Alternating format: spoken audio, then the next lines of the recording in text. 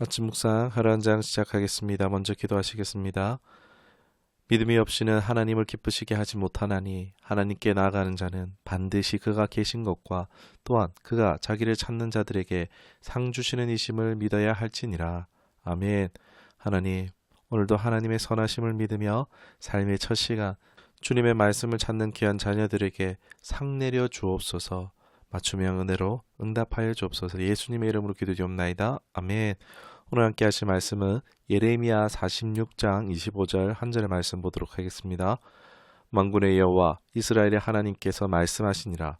보라, 내가 너희 아몬과 바로와 애굽과 애굽 신들과 왕들 곧 바로와 및 그를 의지하는 자들을 벌할 것이라. 아멘. 오늘 말씀의 제목은 왜 믿지 못하며 어떻게 믿게 되나 라는 제목으로 말씀 나누도록 하겠습니다. 예레미야 46장은 애굽, 즉 이집트에 대한 심판의 예언의 말씀을 다루고 있습니다. 하나님께서는 이 애굽의 교만에 대한 심판을 경고하시는데 이를 통해서 알 수 있는 것은 이 하나님의 주권이 이 하나님의 백성에게만 국한되는 것이 아니라 모든 국가들의 운명을 통제하고 계신다는 것을 알 수 있습니다. 민족 쉬는 것이 아니라 온 우주와 역사의 참 주관자임을 말해줍니다. 여러분, 애굽은 강대국임에도 하나님의 진노를 삼으로 말미암아 멸망합니다. 하나님의 심판은 단순히 유다만이 아닌 모든 나라에 미칠 수 있다는 것이죠. 이 하나님의 뜻과 계획이 어떻게 실현되는가를 알 수 있습니다. 어떤 강대국도 하나님 앞에 겸손해야 함을 가르쳐주는 내용을 담고 있다라고 할 수 있겠습니다. 여기서 더 깊은 묵상을 하자면 당시 유다 사람들 또는 많은 사람들에게 있어서 강대국이었던 이 애굽이 망할 것이라는 예언이 믿기 어려웠을 것입니다. 이러한 예언이 실현될 가능성을 적게 봤다는 것이죠. 그러니까 짐 싸들고 애굽으로 갔겠죠. 그러나 이 예언은 실현되었습니다. 역사적으로 하나님의 말씀이 진실임을 증명되었습니다. 오늘 묵상은 왜 믿지 못하라는가의 부분에 대해서 우리가 꼬리에 꼬리를 물고 한번 생각해 보기를 원합니다. 사실 그 이유는요, 어렵지 않습니다. 애굽은 역사가 오래된 강대국이었기 때문입니다. 이 말이 무슨 말이냐? 현실적으로 가능성이 낮다라고 생각했기 때문입니다. 자신의 지식과 경험에 비춰볼 때 상상하기 어려운 일이 예언되었을 때 이것이 실현될 것이라고 믿기 어려웠던 것입니다. 사람은 일반적으로 자신의 경험과 지식을 바탕으로 세상을 이해하며 삽니다. 그리고 그 범위를 넘어서는 일에 대해서는 회의적일 수밖에 없죠. 오늘날도 마찬가지죠. 아니, 더 예전보다 더 그럴 수 있습니다. 사람들은 종종 보이는 현실과 경험에 의존해서 판단하며 믿음을 요구하는 내용에 대해 보지 않고 믿는 것에 대해 어려움을 느낍니다. 또 계속해서 이유를 생각해 보면 하나님은 전지전능하시고 모든 것을 아시는 분입니다. 시공간을 초월하시며 역사와 미래를 아시며 우리가 볼 수 없는 큰 그림을 보고 계십니다. 하나님은 무한한 지혜와 능력을 가지시고 계시며 우리가 이해하기 어려운 크기와 깊이를 가지고 계십니다. 하나님의 생각하는 방법은 우리의 것과는 다르죠. 한계가 없으시기 때문입니다. 하나님은 공정하시고 의로우시며 모든 사람에게 최선을 추구하신다라고 하실 수 있습니다. 그런데 반면에 사람은 지극히 경험과 감각에 의존해 사는 존재입니다. 눈으로 보고 손으로 만지고 귀로 듣는 등의 감각을 통해서만 세상을 인식합니다. 이러한 감각적 경험만이 우리가 현실을 이해하고 판단하는 기본적인 방법입니다. 이런 제한적이다 보니 불확실성을 피하려는 경향들이 있습니다. 안정감을 주고 예측 가능한 것을 기대합니다. 예언, 믿음은 추상적이며 불확실성을 내포하는 것으로 보여서 쉽게 받아들여지지 않는 것입니다. 또 학습이나 문화적 배경에도 믿지 못하게 하는데 한몫하고 있죠. 무엇을 믿어야 하는지, 어떻게 보아야 하는지를 학습을 통해 배우는데 이를 사회화라고 하며 이 과정을 통해서 현실적인 것에 대한 믿음이 강화되기 때문입니다. 과학적인 방법론도 관찰, 실험, 증거에 기반한 이 사고방식 역시 현실에 더 큰 가치를 두게 만듭니다. 심리적으로도 인지평양으로 자기의 기존 믿음과 일치하는 정보에 더 주목하게 되고 자신이 볼 때 모순되는 정보는 무시하거나 잊어버리기 쉽기 때문에 현실에 계속 더 주목합니다. 그 외에도 인간의 판단은 때로 편견, 감정, 개인적인 욕망에 의해서 쉽게 왜곡될 수 있습니다. 자신의 이익이나 바램에 따라서 상황을 해석하고 결정하기 쉽습니다.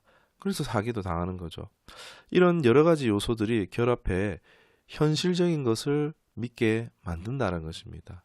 문제는 세상이 현실뿐이라면 괜찮을지도 모르겠지만 보이지 않는 영의 세계가 존재하고 있다는 것입니다. 이런 영적 세계에 대한 역사적 증거가 많음에도 회의적이고 받아들여지지 않고 있을 뿐입니다.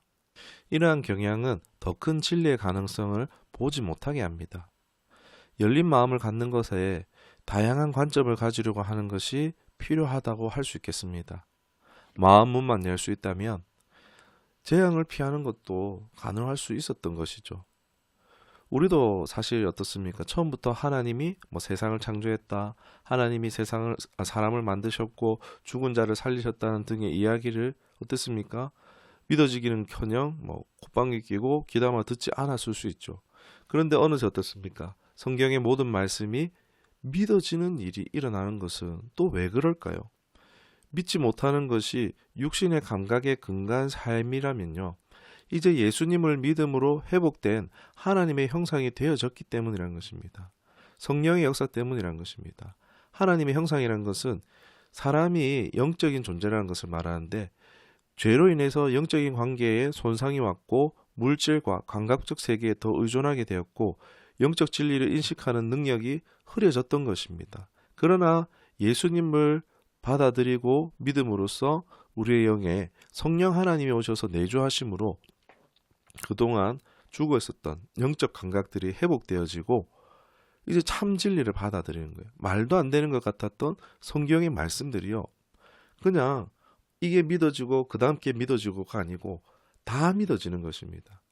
영적 감각이 되살아나서입니다. 이는 곧 성령이 우리 안에 내주하신다는 증거도 되어집니다. 이건 결코 쉽게 될 수 없었던 일이 개인적으로 일어난 것이죠. 매우 놀라운 은혜입니다. 성령 하나님은 우리로 인간적인 한계를 넘어서 하나님과의 관계를 가지며 깊어지게도 하시고 영적인 성장을 도우십니다. 그러나 우리가 이제 신앙생활하면서 영으로 시작하여서 육체로 마치려고 하는 어리석음에도 빠질 수 있습니다. 하나님과 우상을, 그러니까 하나님과 돈을 겸하여 섬길 수 없다는 것입니다. 그런데 하나님이 아닌 돈을 믿는 것입니다. 돈으로 할 수 있다거나 돈이 없으면 할 수 없다라는 믿음이 지배적인 거죠. 돈을 추구하고 돈으로 염려하고 돈을 벌거나 더 많이 돈을 얻고자 하나님을 믿으려고 하는 시도가 그렇다라고 할 수 있습니다. 현대 크리스천들에게 깨어지고 열려져야 하는 부분이 바로 이 부분입니다. 참 하나님의 말씀이 들려오지 않고 신앙의 성장도 없고 뭔가 믿어봐야 별거 없는 것 같은 이유가 돈에 대한 현실적인 믿음이 지배적이기 때문입니다. 하나님도 믿고 돈도 믿으려고 하는 것입니다. 우리가 돈이나 자기중심적인 믿음을 가지고 있을 때 하나님은 계속 그러한 부분을 만지실 수밖에 없습니다. 영생을 얻어야 되거든요. 믿음을 주시기 위해서 그렇습니다. 그래서 민감하게 우리가 이것을 캐치하고 빨리 세상적 믿음을 내려놓는 것이 필요합니다. 그렇다고 다 내려놓지 못해도 괜찮습니다. 그냥 하나님 앞에 하나님, 내가 모르는 것은 모르겠습니다 라는 마치 이제 차에서 중립을 넣는 것 같은 그 자세만 되어도, 여러분 차에 중립을 넣으면 어떻게 됩니까? 차가 밀면 밀리죠. 중립을 넣으면 견인이 되듯이 우리가 그렇게 중립적 자세를 취할 때 하나님의 견인은 시작된다는 것입니다. 그런데 어떻습니까? 내가 할 수 있다, 내가 안다라고 하는 자세로 기어를 놓고 있으면 어떻게 되겠습니까? 하나님 견인하려고 해도 안 되죠. 견인했다가는 뭐가 망가져도 망가질 것입니다. 그러니까 경험을 안 해봤으면 모르면 모른다고 하는 것이 맞는데, 이것이 하나님 보실 때에 그것도 그 정도의 겸손으로 여겨주고 받아주신다는 것입니다. 반대로 그런데 그 정도 겸손도 안 되어서 제 길로 가려다가 망하고 마는 것입니다.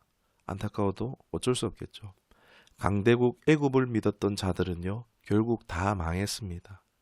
가능성의 여지라도 열어두었더라면, 마음을 조금만 열어두었더라면 달랐을 수도 있는 것입니다. 하나님은 선하십니다. 완전한 항복이 아니더라도 우리의 생각, 경험, 방법, 지식을 넘어서는 일에 대해서 아는 척하는 게 아니고 모르겠습니다. 그것만으로도 하나님은 일하실 수 있습니다. 인도함을 받을 수 있다는 것입니다. 믿음의 길로 갈 수 있습니다. 하나님은 선하시기 때문에 그러한 믿음도 그러한 겸손도 받아주시는 것입니다. 우리도 잘 생각해 보면 그런 과정을 통해서 믿게 되었고, 또 혹여나 아직 믿지 않는 사람들 역시 자신이 알지 못하는 일에 그 겸손함만 가질 수 있다면 얼마든지 믿음으로 나올 수 있을 것입니다. 마음의 문만 연다면 말입니다. 우리 믿음 흔들리지 말고 또 믿음으로 인도하는 저와 여러분 모두가 되시기를, 복된 삶 되시기를 주님의 이름 축원합니다. 기도하겠습니다. 하나님, 믿지 못해 망하는 자들이 되지 않기를 원합니다. 현실 감각도 중요하지만 이 영적인 감각이 우리에게 늘 열려지게 하시고 참 진리를 깨닫고 복된 삶, 또 진리를 전하고 살리고 풍성하게 되는 삶이 될 수 있도록 인도하여 주옵소서. 예수님의 이름으로 기도드리옵나이다. 아멘.